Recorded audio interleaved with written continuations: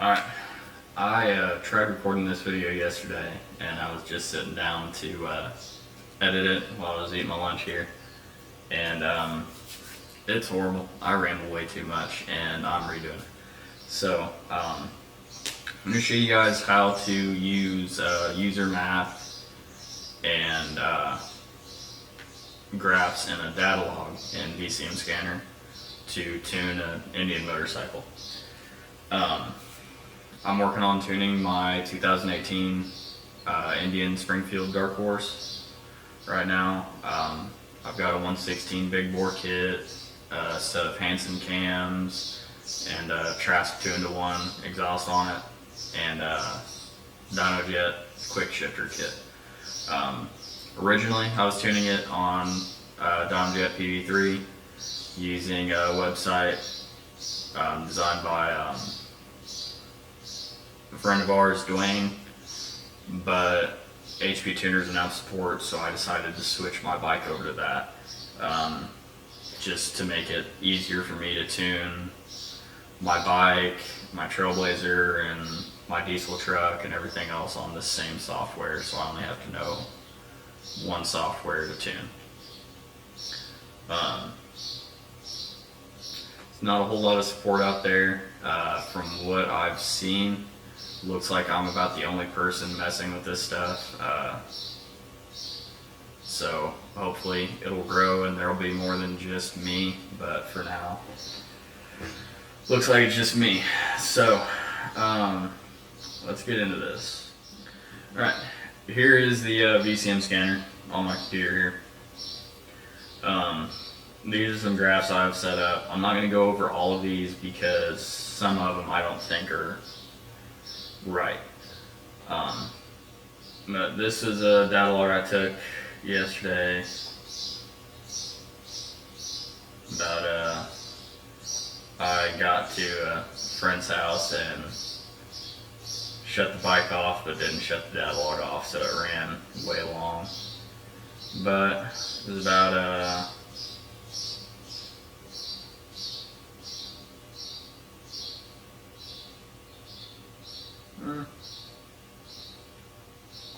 45-minute ride or so, something like that. 45 minutes, an hour, something.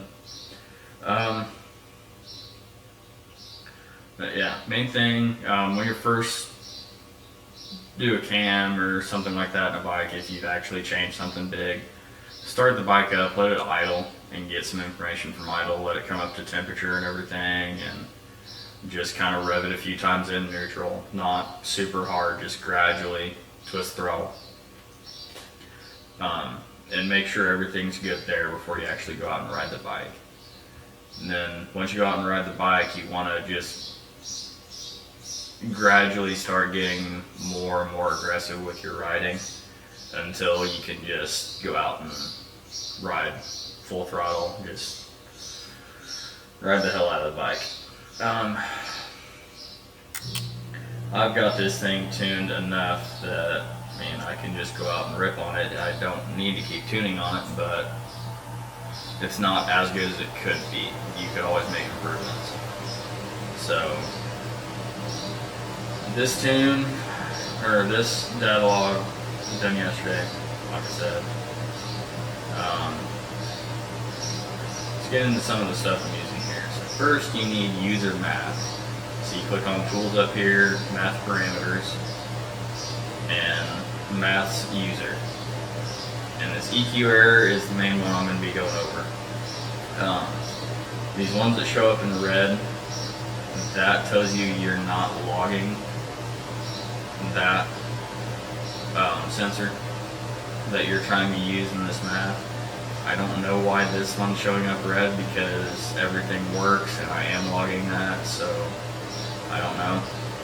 But if you're getting red there and stuff's not working, that is your issue.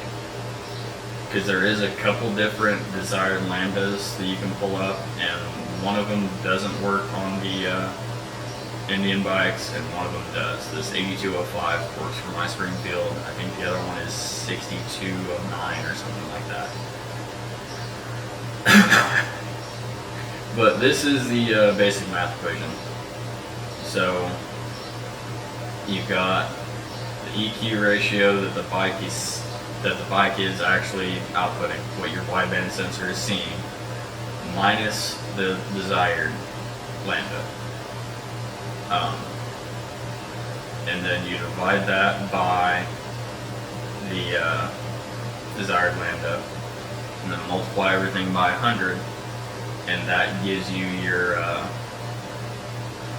percentage you're off of what the bike is commanding. So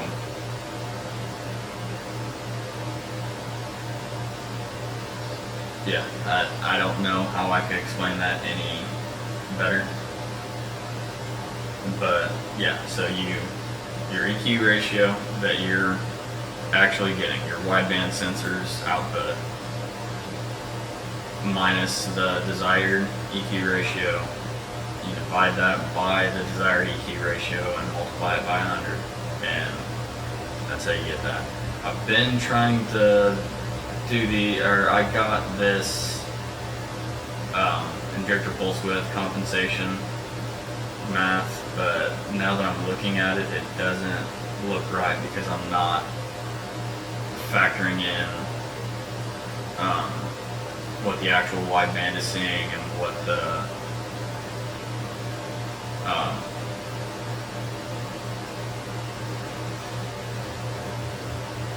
engine's commanding and everything into that. So I need to go back and work on that and figure out what my thought process was there, because I wasn't really recording a lot of this at the time because it was just me doing a bunch of math and trying to figure stuff out, and there's not really any support, and I don't know what I'm doing here. And then I've been also working on trying to get some timing stuff done, but that I don't have completely figured out yet.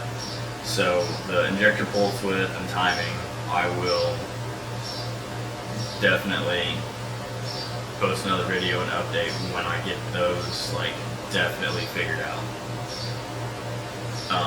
But you got your user math done, so the EQ ratio math that I just went over.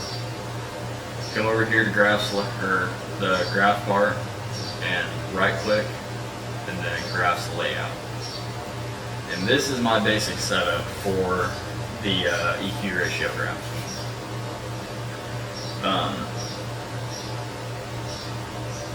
To set this up, your parameter here, you want to click on that and go in, come down to user define and click on the one you want to use for that graph. So for this we use the Springfield EQ error. Output or unit, you want that to be number, not percentage. For some reason percent doesn't work, but number does. So, and then you want to output 2 decimal points. This filtering you don't have to do, and I would suggest, or don't do it on a first startup or just doing idle tuning, because this setup I've got here, this 50091, that is the PID for for the throttle position sensor. So this is not putting anything in the table if my throttle position is less than 5%. So I have to be over 5% throttle for anything to go on the table. So any deceleration or anything isn't affecting my table. Shading, you're working with percentages here, even though it's not showing up as a percentage, it's showing up as decimals. So I just have high value of 1, color that green, low value of -1, color that red. So anything lean is going to show up red, or anywhere it's taking away fuel is going to show up red, anywhere it's adding fuel is going to show up green. Then for these, let's get the VCM editor open. For the Indian stuff, you have to be on the latest beta of the VCM Scanner software. And you have to be connected to the internet.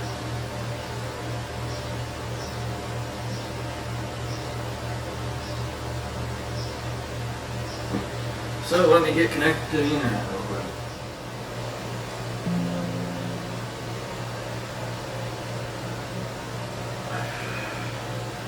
Okay, we got in the software now. That's kind of what happens when you live out here in the boonies and don't have good internet. But apparently there is new parameters available, so it's wanting me to update to the latest version of VCM Suite, which means HP Tuners has been working on support for engines, which is awesome for me and for anybody else wanting to tune their bikes on HP Tuners. Not going to update now because I don't really need to. Everything I need to show you guys, I already have access to. So, to get the information for, I don't know why it always opens 2 copies of Scanner. Get the information for these. You want to, for any table, whatever table you're trying to build a graph to adjust for you, you want to use the column and row from that table in the actual tune. So on this EQ error, we're wanting to adjust the VE, volumetric efficiency. So you're going to come to airflow, main VE, click your primary, and this is the table you're going to be adjusting with the information from that graph. So you want to right click up here in the corner, column axis, copy labels, and then you're just going to paste those there, and that is your engine speed RPM. So you will click here in the parameter, type in engine, and engine speed RPM SAE is what you're going to use. It's going to ask you if you want to use a generic one. 90% of the time you're going to use the generic one. Just yes, sounds good. That'll fill out, and then you do the same thing for manifold absolute pressure. One thing with manifold absolute pressure and just anything, you want to make sure the unit you're using here matches the unit they're using here. So manifold absolute pressure, KPA. When you first pull up manifold absolute pressure, it's going to go to PSI. That's going to completely screw all this up. The bike is never going to see that much PSI. So just do KPA and everything's right. From there, you got this table, go ride the bike, catalog it, do your idle tuning, whatever you're going to do. And all this information in here. What you're going to do with it, you're going to just left click up here in the corner, you're going to right click, copy. Come over here to your tune you were just running on. In your primary VE table, left click up here in the corner, right click, paste special, multiplied by percent half. And that's it. You just tune the VE table. This stuff is really easy. All the setup is hard, but once you get the setup done and get everything figured out and working the way it's supposed to and kind of dialed in, actually doing the tuning is super easy. Not hard at all. So there's that. Then you just want to save your new tune file. Go to save as, not save. You don't want to overwrite the tune you already have, because if you make a if there's a mistake in this new one and the bike just runs like absolute garbage, then you don't have anything to fall back on. So what I do is I have all these folders here, and I mean, I've got a folder for my big truck, I've got a folder for my Springfield. Once I get that thing running again, I will have a folder for it, but I was never tuning that on this laptop. Actually, I don't have the laptop I was tuning that on anymore. So I go in the Springfield folder, right click here, new folder, because this is a new day.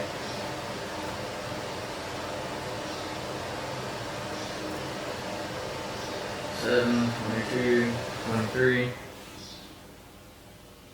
Go in here. And this would be tune number 1 for the day. And there we go. That's it.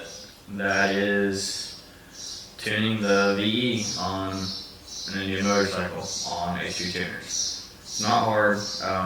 It can be a little intimidating, just because like you can seriously mess stuff up doing this stuff. But if you're doing it right, taking your time, making sure all your math is right, and a big part of it too is while you're actually out riding doing the data log. If the bike does something that doesn't feel right, let out of the throttle. Don't keep holding the throttle open, hoping it'll come out of it, because if it's spark knocking real bad or something, then you're just gonna blow it up. So, yeah, that'll be about it. Okay, well, just got done editing this video. I'm going to throw this clip in, and then it's going to get uploaded. Hopefully it'll upload in time to premiere tonight at a decent time. But I just wanted to say a few things. There's a couple shout outs I need to make. Everything I've learned about the HP Tuner software has either come from people on the forum that share information, which is really awesome, and another YouTube channel. Pretty sure I gave him a shout out in the previous video I made on HP Tuners, but it's a Goat Real Garage. Definitely go check that guy out. Makes really good, like, informational content about how to use this software. He's mainly an LS guy, but most of the stuff transfers over. It's all the same idea. Another thing, I was talking to Buck Brown last night, sent him a picture of something I'm currently working on my Indian, and he shared some bad news with me. His wife passed away a couple days ago, and he's having a hard time right now, so if he's in the chat right now, Buck, real sorry to hear that, man. No, it's gotta be rough, but she's in a better place now, and yeah, anybody else watching this, Buck Brown has a YouTube channel. There will be a link in the description. Go show him some love, and if you're in the live chat with us and he's down there, just show the man some love. He's a good guy. Haven't met him in person and never met or talked to his wife, but I'm sure she was just as amazing as he is. Yeah, thank you for watching the video. Hope you learned something if this is something you're trying to do, and if not, I hope you enjoyed watching me struggle through all that math, because that was some difficult shit that took me way too long to figure out, but now I think I basically have it dialed in. I still need to work on some stuff for injector balancing. That'll be another video. And then need to figure out how to do the timing. Indian has the NOx sensors on these bikes so sensitive. If I turn my RPM down with these cams below like 1,000 RPMs and let it idle for any amount of time, like if I get caught at a stoplight, my bike's idling at 900, it'll just throw a bunch of random misfire codes, and yeah. not good. It's not misfiring. It's just that bike idles really rough because of those cams, and it sounds really cool. So I want it to idle low. So I need to turn down the sensitivity on those knock sensors, but I don't want to turn it down too far and not have working knock sensors and blow the motor up. So I need to find just that fine line of enough but not too much.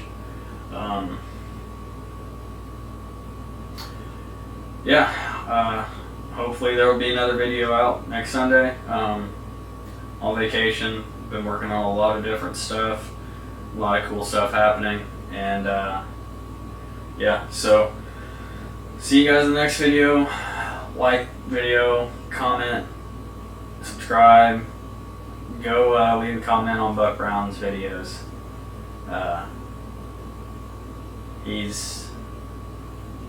Man, you're on my mind right now, man.